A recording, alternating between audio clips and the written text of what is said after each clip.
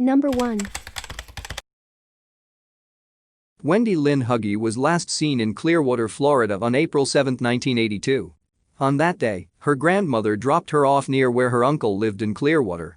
She was dropped off a few blocks from his apartment complex known as Patrician Apartments at Nursery and Belcher Roads. Wendy was supposed to meet him that day.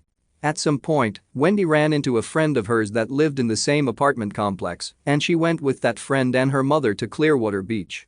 Since Wendy did not own a car at the time, she got a ride from the beach to the Countryside Mall. She called her grandfather from the mall and told home that she was getting a ride home from a man named Don. Wendy was meant to be home with her grandmother early in the evening. Wendy was supposed to start a job at the fast food restaurant known as Wendy's the next day. Wendy never arrived back home and was never seen or heard from again. Wendy's grandparents reported her missing approximately 2 days after she was last seen. Authorities immediately assumed her to be a runaway and closed her case after 2 weeks of investigation. Wendy was married at the time, and although she was under the age of 18, she still had the authority to leave without warning. Her grandparents filed another report after she hadn't contacted them in 3 years. Authorities started to look into the case and investigate other possible causes of her disappearance. Authorities at one point believed that Wendy could have been a possible match for a Jane Doe found in the Gulf Coast of Florida. The woman was murdered and then dumped off of Anna Maria Island in 1982. Wendy's dental records were compared to the victim in 2001, but no match was found. The woman was identified as Amy Hurst in 2011, and her husband was arrested and charged with her murder. Amy was reported missing in November of 1982 after her sister stated she hadn't contacted her in months. While authorities believe that Wendy likely met with foul play and is deceased, they have no suspects in her disappearance. At the time of her disappearance, Wendy was married and lived in Illinois, but the marriage was unhappy, so when Wendy's grandparents moved to Florida, she went with them. She also went to escape her mother, who she often got into conflicts with. Wendy had dropped out of high school prior to her disappearance, but she did receive her GED certificate and was hoping to go to cosmetology school. Wendy's mother was a flight attendant at the time of her disappearance and was unable to care for her at times. Her mother and grandparents have since passed away, but she has an aunt, her uncle, and a half-brother who are still looking for her. Wendy's disappearance remains unsolved. Number 2. Hughes and his girlfriend, Heidi Rhodes, were last seen together in Bay County, Florida on the evening of May 7, 2012. Hughes lived in Santa Rosa Beach, Florida, and Rhodes in Panama City Beach, Florida. Neither of them have ever been heard from again, and they weren't reported missing for weeks. It's uncharacteristic of the pair to leave without warning. On May 11, an acquaintance of Hughes named Barry T. Davis Jr. drove Hughes' Corvette to Orlando, Florida, and sold it for $15,000. He was charged with grand theft in connection with the incident. At his trial in October 2012, his attorney argued Hughes asked Davis to sell the car for him because he was in debt to drug dealers and needed money to disappear and move to Barbados. Davis was acquitted. He has a prior criminal record for battery, burglary, grand theft, and marijuana possession. A photo of him is posted with this case summary. On May 20, 13 days after Rhodes and Hughes were last seen, Davis was seen driving Hughes' pearl white 2003 Cadillac Escalade with the Florida license plate number 912 NWJ. The vehicle itself wasn't found until October 5. It had been covered with a tarp and parked in the back of a property in Defuniak Springs, Florida. In late July 2012, Davis charged with grand theft and burglary. Neighbors had seen him loading Hughes' belongings into a U-Haul truck the month he and Rhodes disappeared. Davis admitted he had done this, but said he'd only been helping Hughes move to another location. Authorities found furniture and other property belonging to Hughes in Davis's possession. He had also pawned some items and sold others online. He gave some of Hughes' belongings to the people who helped him load Davis's things into the U-Haul as payment for their work. One of the items he gave away was a lamp. Later, authorities recovered it and discovered Hughes' blood on it. Davis also made numerous withdrawals from Hughes' bank accounts, writing checks totaling $15,900. Hughes had gotten a substantial financial settlement after a workplace injury and had assets of over $400,000. In February 2013, Davis was charged with the couple's murders. Tiffany Stewart, his former girlfriend, testified against him. She stated she saw Davis beat and strangle Rhodes and Hughes and drown them in the bathtub, and she also saw him burning a tote bag which he claimed contained the victim's dismembered remains. He was convicted and sentenced to death. Davis is now on Florida's death row, awaiting execution. Foul play is suspected in Rhodes and Hughes' disappearances due to the circumstances involved. Number 3. Humennys was employed as an exotic dancer at Roxy's in Lake County, Florida in 1997. She was last seen at approximately 3 a.m. at the Waffle House restaurant near Interstate 4 and U.S. Highway 27 in the Baseball City area, Polk County, Florida on December 14, 1997. According to witnesses at the eatery, Humennys departed alone driving her white Dodge Dynasty. She has never been seen again. Her boyfriend told authorities that he became concerned about Humennys and proceeded to search for her when she failed to arrive at the residence they shared later in the morning. Humennys and her boyfriend lived on Laura Court in Davenport, Florida at the time. Her boyfriend discovered her abandoned vehicle on the shoulder of County Road 54 in Luffman, Florida at approximately 7:30 a.m. the day Humennys vanished. That section of County Road 54 is located west of the Interstate 4 overpass. There was no sign of Humennys at the scene, and her boyfriend alerted law enforcement. Foul play is suspected in Humennys' disappearance, which remains unsolved. Number 4. Hutchinson was last seen in Dixie County, Florida on September 19, 2004. She and her sister, Alif Nash, went out on a camping trip. Nash owned a shack on Butler Island, 3 miles off the coast of Horseshoe Beach. The route to the island is through shallow water, and if their boat had capsized, they could have waded most of the way to shore, with occasional short swims. Nash is a very experienced camper with excellent outdoor skills. Her family stated she often took a chainsaw and a shotgun on her camping trips, and that she was capable of catching her own food if she ran out. Hutchinson is also described as hardy and capable, although she did not spend as much time on Butler Island as her sister. They took camping gear with them on their rowboat, but no boat safety gear. The women apparently spent the night on Butler Island and were due back the next day, September 20. They were reported overdue back on the mainland at 6:30 a.m. on September 21, and a search was launched. No sign of them was ever found, however. At the time Nash and Hutchinson disappeared, Hurricane Ivan was out in the Gulf of Mexico. A fisherman who saw them urged them to reconsider their trip, but they refused. It's possible the sisters were driven east into the deep water by strong winds. They are presumed to have perished. Number 5. Ibe was last seen at his former residence in the 400 block of Waterview Drive in Polk City, Florida at 1 p.m. on September 7, 2008. He'd sold the house several years ago and moved to a home in the 7300 block of Lake Floyd Circle, Orlando, Florida, but he returned several times a week to tend his garden. He grew beans, sweet potatoes, eggplants and other crops. Ibe has never been heard from again.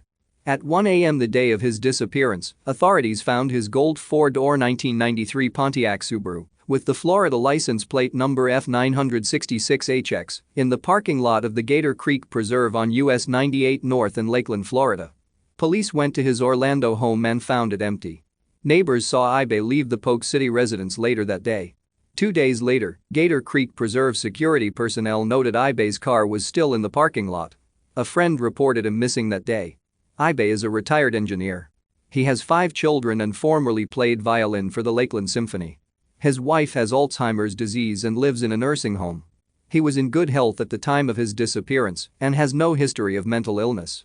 Ibe could be in the North Lakeland, Polk City or Orlando areas. He is considered missing and endangered, and his case remains unsolved. Number 6. Israel owned Hanson Trailer Storage in the 7500 block of North 72nd Avenue in Pinellas Park, Florida. His residence was adjacent to the business. Israel was last seen at approximately 12 p.m. on December 8, 1996. A repairman reported that he was inside his home at the time. Israel has never been heard from again. His car was left behind, parked in the driveway. His adult daughter, his only child, reported him as a missing person the same day he was last seen. Authorities initially believed that Israel became disoriented and wandered away from his house. His family members said that he was in good mental and physical condition in 1996. There was no sign of a struggle at his residence. Investigators learned that Israel evicted his former tenant, Edward William Vanderbilt, for non-payment of rent prior to his disappearance. Israel's case was reclassified as a homicide after authorities announced a discovery of a blood-stained piece of carpeting inside his home. Prior to his disappearance, Israel usually drove everywhere, even for very short trips. He had lived in Florida for 30 years prior to 1996 and during that time had never spent a night away from his home and usually returned to his residence by nightfall. There have not been any arrests in connection with Israel's disappearance, which remains unsolved. Number 7. Danny resided with his family in the 3500 block of Northeast 11th Terrace in Gainesville, Florida in 1989.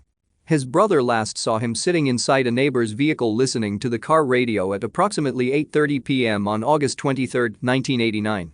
Danny's brother said that the neighbor appeared to be watching Danny from inside his house. The individual said he was going to bed shortly afterwards. Danny has never been heard again. His brother noticed that the neighbor's bedroom window screen had been removed at the time. Danny's family members reported him as a missing child at midnight. His mother believed that he was spending the night at a friend's residence and was not concerned when he did not return home. Authorities learned that the neighbor had a criminal history shortly after Danny's disappearance. The individual had been convicted of sexually assaulting a young boy and was also known for providing beer and marijuana to older neighborhood boys in 1989. Investigators were told that he did not allow Danny inside of his house for fear that the child would have told an adult about the situation. Danny's mother pretended to be friends with the neighbor after he was identified as a possible suspect in her son's case. She was hoping that the man would divulge information about his whereabouts. She noticed a foul odor emitting from a drainage ditch near their homes shortly after Danny disappeared. Authorities searched the area, but no evidence was located. Investigators also searched the neighbor's house and questioned him, but he was never charged in connection with Danny's case due to a lack of evidence. Authorities have stated that they explored other possible suspects in the child's disappearance, but they have not located any evidence linking someone else to Danny's presumed abduction. Investigators received an unconfirmed report that Danny was spotted later during the evening of his 1989 disappearance. A witness claimed that he saw Danny in a vehicle with two unidentified Caucasian males. The vehicle was seen outside the Handyway food store in the 1400 block of Northeast 23rd Street, approximately 2.5 miles from Danny's home. The first man was approximately 20 to 22 years old in 1989 with a medium build. He had brown hair pulled back into a ponytail. The second man was approximately 18 to 20 years old, about 5'8" tall and 150 pounds. The second unidentified man had brown hair and a mustache. The two individuals were driving a brown four-door 1978 or 1979 Chevrolet Impala. The car had possible damage to its right front panel. Authorities have never confirmed the sighting. Danny's mother moved to West Virginia after his disappearance. She returned to Gainesville in 2001 in hopes of discovering more evidence in her son's case. Danny enjoyed dancing, fishing and skateboarding and was described as a mischievous child in 1989. Some agencies classify him as an endangered runaway. His case was originally investigated as a runaway due to possible sightings of him in the area in the days after his disappearance. The sightings were later discounted, and now foul play is suspected in his disappearance. Danny's case remains unsolved. Number 8. Jackson was last seen on June 27, 2004, at his apartment in Drake Towers, in the vicinity of the 1800 block of North Andrews Avenue in Fort Lauderdale, Florida. He had a friend from North Carolina, John Bass, visit him that day. They went dancing at the Coliseum Dance Club in Hollywood, Florida, then arrived at his apartment at 4:15 a.m. Security cameras showed them entering the building. Bass says he went to sleep at 5 a.m., and when he woke up at 11 a.m., the lights and television were on, but Jackson was gone. He left a note behind, but the contents have not been released. He has never been heard from again. Most of Jackson's personal belongings, including his house keys, the access card to his apartment building, his car, his medicine, and his cellular phone, were left behind. His wallet, passport, and credit cards were missing, however. The surveillance cameras in the apartment building malfunctioned about an hour after Jackson arrived home with Bass and did not record him leaving the building. Jackson's loved ones say it would be uncharacteristic of him to leave home without his cellular phone. There have been no charges to his credit cards or withdrawals from his bank account since his disappearance, but someone checked his email and listened to his cellular phone voicemail messages at 8:40 a.m., almost 4 hours after he was last seen. Jackson's disappearance is considered suspicious as it is out of character for him. He worked as a marketing executive at Home Diagnostics Center, a Fortune 500 company, at the time of his disappearance and was considered a reliable employee who would call the office to warn them if he was going to be late. Authorities think Jackson is still in the Fort Lauderdale area. They believe he left his apartment of his own volition and intended to come back soon, but something happened to him very shortly afterwards, perhaps even before he left the building, which prevented his return. Bass has not been publicly named as a suspect in Jackson's case. The two men had dated occasionally, and Jackson wanted a long-term relationship with him, but Bass did not want one. 14 vials containing residue of gamma-hydroxybutyrate (GHB) and crystal methamphetamine were found in Jackson's apartment after his disappearance, but it is unclear whether drugs played a role in his case. Jackson was not the first person to vanish mysteriously from Drake Towers. 24-year-olds Barry Block and David Rhodes, who lived together in the building, disappeared on June 22, 1988, 16 years before Jackson, and were never found. There are some similarities between the Jackson and Rhodes Block disappearances. All three men are gay, all of them left behind most of their belongings, they all disappeared in late June, and all of them were reportedly involved with drugs. Jackson reportedly used crystal methamphetamine and other club drugs, and Block and Rhodes may have handled drug money for one of Rhodes' acquaintances. However, police say the similarities may be merely coincidental. They cannot find any conclusive evidence to link Jackson to Rhodes and Block's disappearances 17 years earlier. There is some speculation that Rhodes, Block and Jackson's disappearances are connected to the murder of Michael Wayne Wachholtz, the presumed murder of Jason Galehouse, and the disappearances of James Shoemaker, Mark Thompson and Bradley Williams. All of the men are gay, all were roughly within the same age group, and they all disappeared from the same area. Rhodes and Block disappeared first, in 1988. Shoemaker disappeared from Tampa in 1995. Thompson disappeared in 2001 from Clearwater, Florida, and his truck was later found abandoned in Tampa. Thompson, like Williams, disappeared from Tampa. Galehouse and Wachholtz disappeared from Tampa within a day of each other in December 2003. Wachholtz's body was found in mid-January 2004, but the other men remain missing. Stephen Lorenzo lived just across the street from Drake Towers. In May 2004, he and an accomplice were accused of drugging and killing Galehouse and Wachholtz. In January 2006, Lorenzo was sentenced to 200 years in prison for charges related to GHB, a date rape drug which causes people to become extremely drowsy and suggestible. His accomplice, Scott Paul Schweikert, was sentenced to 40 years in prison as an accessory after the fact in the GHB case. Photos of both Schweikert and Lorenzo are posted with this case summary. In September 2012, Schweikert was charged with 2 counts of first-degree murder in the deaths of Wachholtz and Galehouse. In June 2016, he pleaded guilty to both murders and was sentenced to life in prison. This is on top of the 40 years he is already serving for the GHB-related charges. He admitted he and Lorenzo conspired to meet single gay men and turn them into sex slaves, then either kill them or sell them once they became tired of them. Schweikert spoke about Galehouse and Wachholtz's murders in detail, and he has agreed to testify against Lorenzo in court, but Lorenzo has not yet been charged in any deaths. Jackson is described as a driven, goal-oriented person.